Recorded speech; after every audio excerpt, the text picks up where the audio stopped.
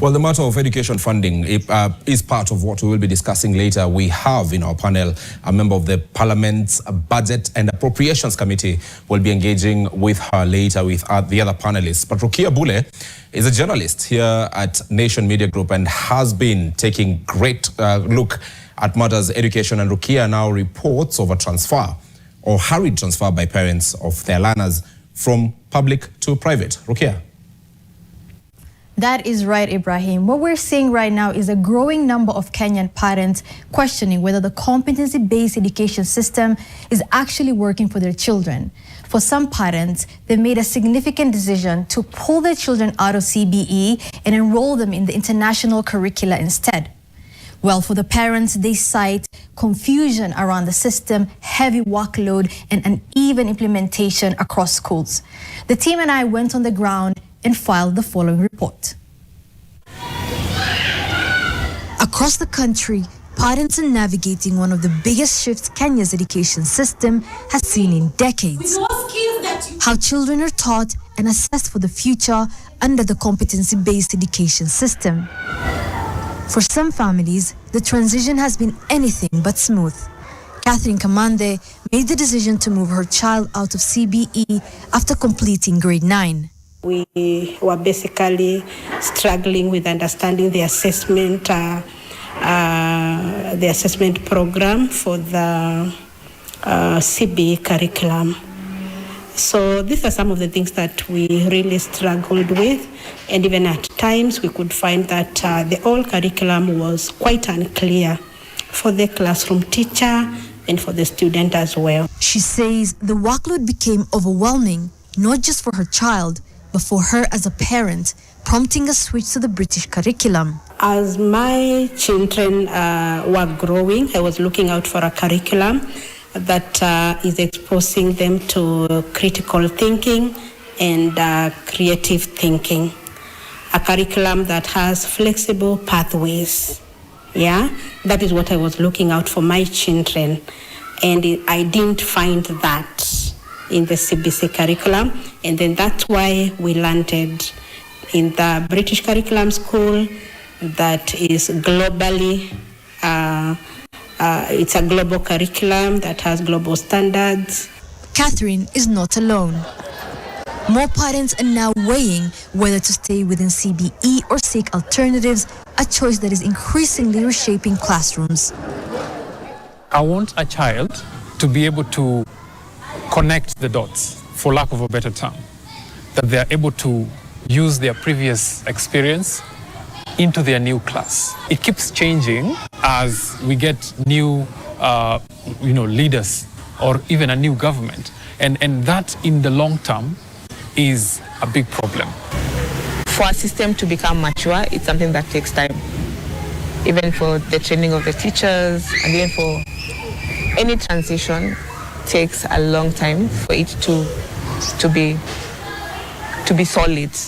So I also did not want to experiment that with a child's education. But while some parents are opting out, others are choosing to stay, hoping the system improves with time. From the CBE curriculum, I can see a very different change in my child in terms of the skills she has gained, in terms of the confidence she has also gotten, and the knowledge she's getting from the daily work they do in the CBE curriculum. Personally, since the curriculum was rolled, I'll be very much comfortable to allow my child to be in the CBE curriculum, because I feel the talent was nurtured since he started, and as we speak, is doing better. For these parents, the promise of a skills-based curriculum still outweighs the frustrations. Looking at the CBE curriculum as a local relevant curriculum for me. It supports, mostly it's based on the Kenyan practice and culture, the values, the economy of our country. Caught between two realities, more schools are now adopting. Some institutions are offering both CBE and international curricula, leaving the final decision to parents. We had parents that needed a different thing. So with us doing our due diligence and also having conversations with our parents, they really had us and requested us to do the Cambridge curriculum. This just to give a platform to all parents across board to choose whichever curriculum that best suits their students in terms of their ambitions, their careers, and what they really want to pursue in their lives. Education experts have previously pointed to gaps in teacher preparedness and limited resources as key challenges in the rollout of CBE. Even parents who have opted out say the concept itself is not the problem, but how it is being implemented. If the teachers are well trained and well equipped with the skills and skills on what needs to happen in the CBC school, provision of enough resources, both digital and physical resources for the 21st century students. If that is put in place, then definitely the system will be quite promising. The system is good. If we take a little bit of more time to really do a lot of benchmarking with people who have already tried and seen it work, then we will get it right. I think it's a good system, but the implementation, and they also need to look at various aspects. They need to have engaged the different stakeholders, even the teachers themselves. As families make different choices, one thing remains clear. Uncertainty around the system is leaving parents anxious and divided. Most of the time, we tend to hold to things that are in the past. And that is the feeling that I think we've been having in our country. We still want to relate our current curriculum with what we had, that is the 844 system. We really want to dwell on it.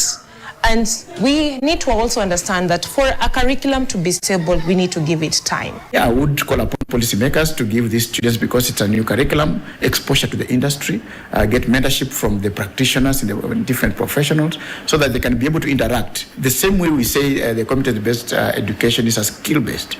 It's a practical curriculum. Let us give them more exposure so that they can experience what it is, then allow them to change their mind within the shortest time possible, so that they are able to be placed in their right pathway that eventually is their passion. For Kenyan parents, this conversation is beyond curriculum names and policy documents. It is about their children's lives and whether the education system is truly preparing them for the future they are growing into. Rukia Bule, NTV. Now, as we've heard, for many parents, it's less about rejecting the reform, but truly about choosing clarity over uncertainty. Ibrahim?